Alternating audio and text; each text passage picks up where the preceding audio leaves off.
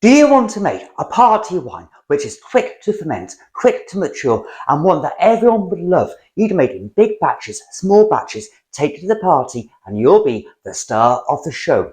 If so, today we are making the wine for you. This is Rice and Raisin Wine. I made a video about Rice and Raisin Wine about 6 years ago, and I made it in a 5-gallon batch. And it's been ever so popular, and people want a 1-gallon version of the recipe. So that's what we're doing today. Rice and Raisin Wine, brilliant party wine. And who doesn't love a party?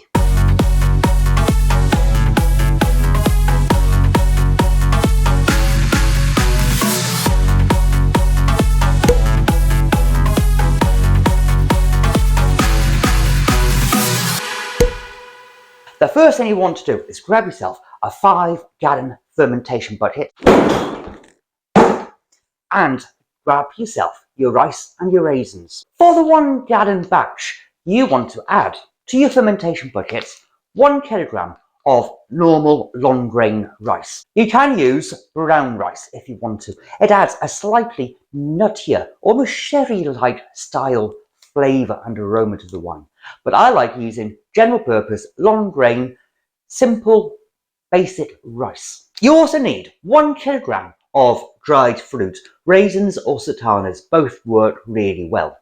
So I'm going to go for 500 grams of raisins and 500 grams of sultanas, simply because it's what I had in the cupboard. So to begin, what we want to do is simply pour in your rice, your 1 kilogram of rice and your 1 kilogram of raisins, sultanas, dried fruit into your fermentation buckets.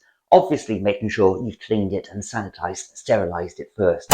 So pour in your rice and your raisins into your fermentation pot. With the rice and raisin wine, you get most of the flavor from the raisins and the tannins from the raisins. But the rice does have a very important role to play. Although it does not add much flavor to the wine, it carries a deep, foreboding, dark body to the wine. So this is a rounded, heavy, very vinosity style wine. And that is why this wine goes down so well. So you get the flavour and the tannins and that fruitiness from the raisins, dried fruits, and you get the body and mouthfeel from the rice. The starch from the rice is not fermentable, not using a general purpose wine yeast. You need a specialist wine yeast or sake yeast to break down the starch. So the starch will not add or contribute anything to the total sugar fermentable levels of the wine. So in that case, you get the sweetness and the sugar from the dried fruit, and we also need to add our own granulated sugar. And adding 1.4 to 1.5 kilograms of granulated sugar per gallon will really bring that alcohol level up to a level where it competes and balances really well with that full-bodied flavour and mouthfeel from the rice. So on top of your rice and on top of your dried fruit raisins, add your 1.4 to 1.5 kilograms of sugar. If you want your wine to be slightly stronger, add the 1.5. If you want to go for a table wine of about 13.5%, add the 1.4 kilograms. And now we want to be adding the juice and halves of 1 lemon. The acidity from the lemon helps balance out that mouthfeel from all that starch from the rice. It balances it on the tongue. It gives it that edge of acidity that just helps it flow down the mouth even more easily. And throw in the chunks as well. There is a great debate within rice wine recipes whether you should boil up the rice first to release a lot of that flavour and starch by boiling it, or if you just don't boil it and add water and let it come out naturally. I find that if you boil the rice before you use it in your wine, you release far too much starch and it takes an age to clear. It will be cloudy, it'll be murky, you'll spend months watching it, waiting for that starch haze to disappear.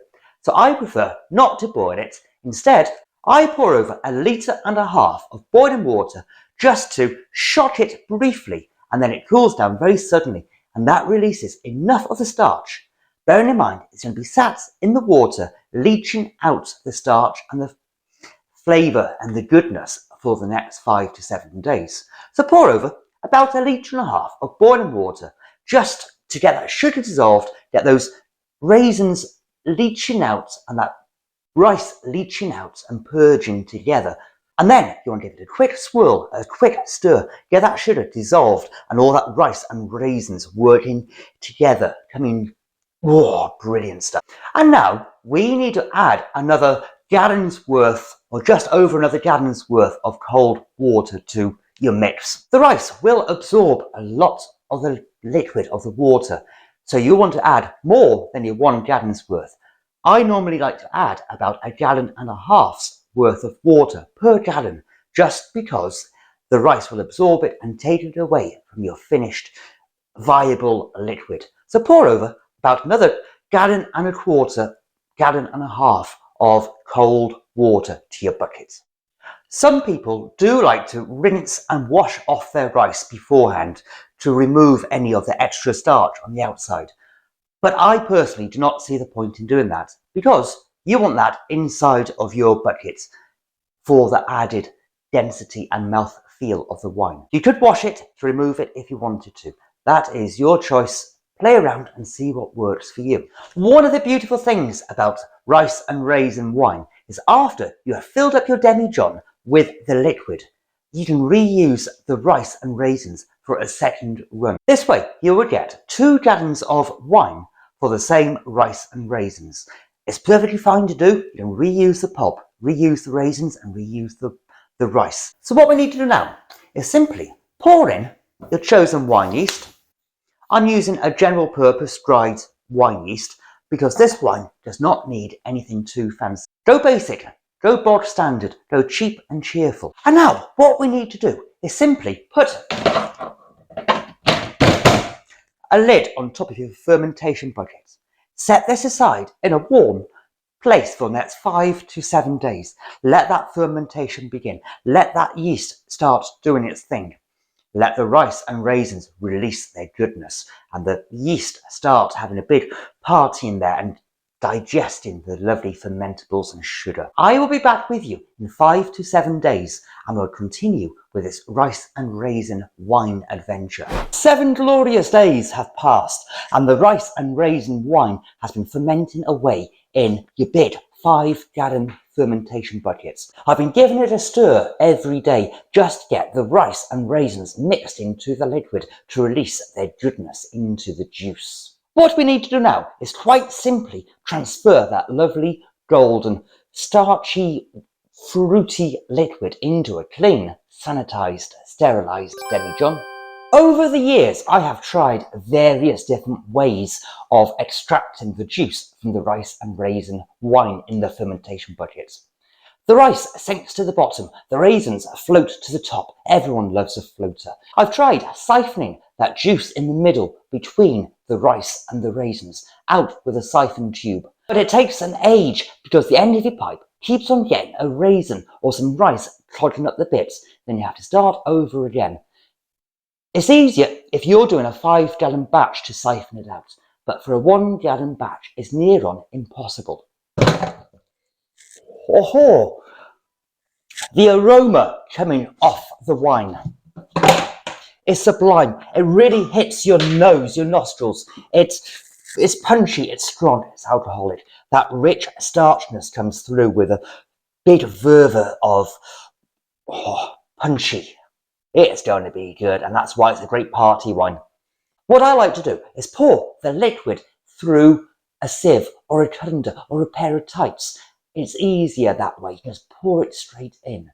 So what I'm going to be doing is grabbing a big saucepan and a sieve and just simply pour it all in. But you choose whichever method suits your needs the most.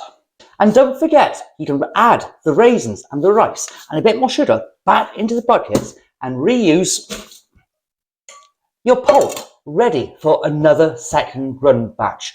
It's worthwhile doing. It's a bit weaker. It's not as flavoursome because you've already extracted most of the flavour, but it's still a perfectly drinkable, extra cheap, extra worthwhile wine to make. And now we just need to pour the liquid into the demijohn.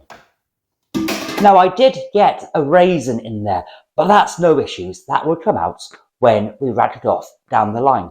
When the sediment drops, rag it off, get rid of any extra raisins that might be in there. Get rid of the sediment when it gets to be about a finger width's worth. What we need to do now, insert a clean airlock, set it aside in a wonderful warm place, somewhere cosy, somewhere where you would want to snuggle up, and let it ferment away until it comes to dry. Rag it off, you can back sweeten if you want to, although it doesn't really need it. There's enough flavour and oomph from the dried fruits. And this is a very quick wine to ferment and mature. It does not take long. 3 months and it's absolutely outstanding. 1 month and it's very drinkable for a party. That's why it's my go-to party wine. And whilst you're waiting for it to ferment, why don't you check out this video up by here? And I'll see you in the next video. Have fun now.